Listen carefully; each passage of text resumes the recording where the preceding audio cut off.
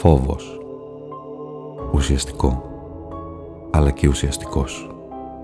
Διαχρονικός και πανανθρώπινος. Ικανός να κάμψει κάθε αντίσταση.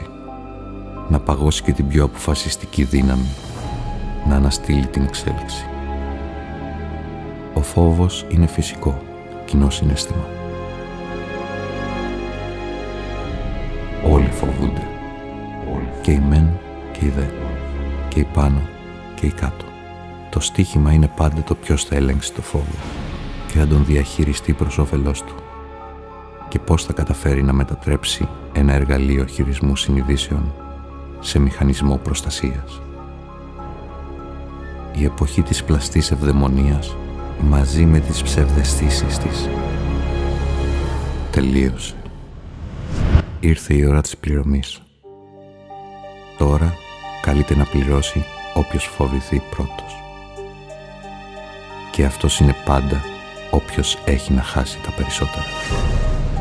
Σήμερα γράφουμε για το φόβο, προσπαθώντας να τον ξορκίσουμε. Τον βάζουμε απέναντί μας.